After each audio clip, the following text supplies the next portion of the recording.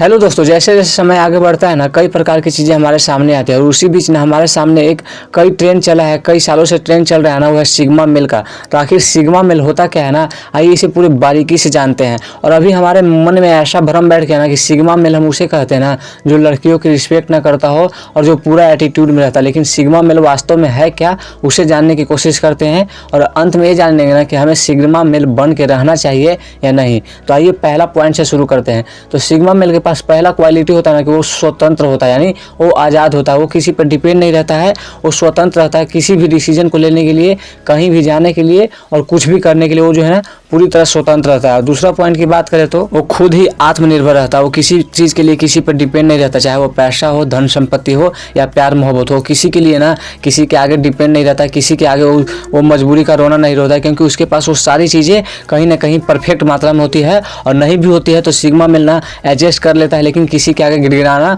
और किसी के आगे मजबूरी का रोना एक सिग्मा मिल कभी पसंद नहीं करता, क्योंकि उसे आत्मनिर्भर रहना बहुत ही पसंद है, चाहे वो थोड़ा कष्ट झेल ले वो उसे मंजूर है। और बात करें तीसरे पॉइंट की ना, तो वो है ना कि वह समाज की कैदियों में रहना पसंद नहीं करता, यानी समाज द्वारा बनाया गया जो रूल नियम है उसमें वो रहना पसंद नहीं करता है, जिसमें समय पर खाना, समय पर सोना, समय पर शादी करना, बच्चे वगैरह दुनिया भर की चीज़ों में कर और समाज में उलझ के रह जाना, उन चीज़ों में वो रहना कभी पसंद नहीं करता। वो समाज की ढांचा में ना कभी फिट नहीं बैठता, वो समाज से हमेशा अलग ही कार्य में लगा रहता है और वो ना अपने ज़िंदगी अपने अनुसार जीता है, ना कि समाज के अनुसार, यानी समाज ने जो रूल नियम बनाया ना उसमें कभी वो फिट नहीं बैठता है। और बात करें चौथे कामों की ना, तो वो है ना कि वो अधिकांश टाइम ना समाज से बचने की कोशिश करता है, वो अकेले में रहने की कोशिश करता है, क्योंकि उसके लिए अपने आप को टाइम देना काफ़ी महत्वपूर्ण हो जाता है। और इस समाज में ना दुनिया भर की जो तमाम चीज़ें हैं उनसे वो दूर रहना ही पसंद करता है और अपना ज़िंदगी अपने अनुसार जीना चाहता है। और बात करें पाँचवें पॉइंट की ना, तो वो है ना कि विपरीत परिस्थितियों में ना अपने आप को संभालना जानता है, कैसा भी परिस्थिति आ जाना उसके अनुकूल वो ढलना जानता है, और कैसी भी मुसीबत आ जाना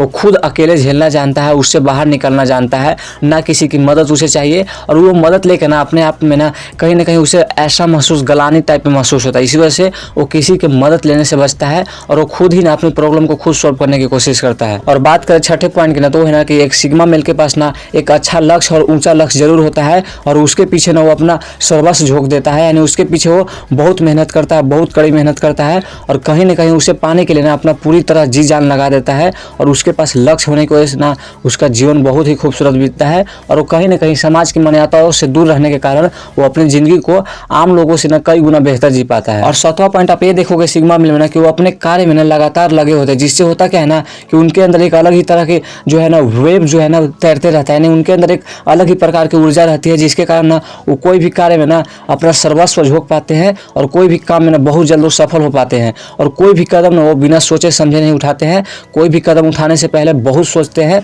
और बहुत अच्छे से परखने के बाद ही ना एक सिग्मा मिल ना कोई डिसीजन लेता है, और उस डिसीजन ले लिया ना तो इसके बाद उसे पूरा भी करता है। तो आई होप मेरी बात आप समझ पाए होंगे। और अगर ऐसी क्वालिटी अगर सिग्मा मिल में हो ना तो हम उसे असली सिग्मा मिल कहते हैं और ऐसे सिग्मा मिल बनने में कोई दिक्कत नहीं है। अगर आप भी एक सिग्मा मिल बनना चाहते हैं ना तो आपको भी बधाई हो, आप भी अपने जीवन को बहुत अच्छे तरीके से जी सकते हो। समाज में जो नियम कानून बनाए गए हैं ना उससे तो आप कहीं ज़्यादा बेहतर जियोगे अगर अपने तरीके से जियोगे तो। बस फर्क इतना है कि आपके पास समझ होनी चाहिए, आपके पास सोचने समझने की कैपेसिटी होनी चाहिए और आप जो डिसीजन लो उसके पीछे सोच समझ होनी चाहिए, और तब ना आप एक सिग्मा मिल की तरह जी पाओगे और अपने जीवन से ना आनंदित रहोगे, अपने जीवन से खुशी रहोगे और लोगों की ढांचाओं से ना आप दूर रह करना, और लोगों को देखकर आपको कहीं ना कहीं लोगों पर तरस आएगा कि लोग किस तरह एक घटिया और नॉर्मल जिंदगी जीने को मजबूर है और वहीं सिग्मा मिलना अपने जीवन को कितना बेहतरीन तरीके से जीता है। तो आई होप मेरी बात आप समझ पाए होंगे।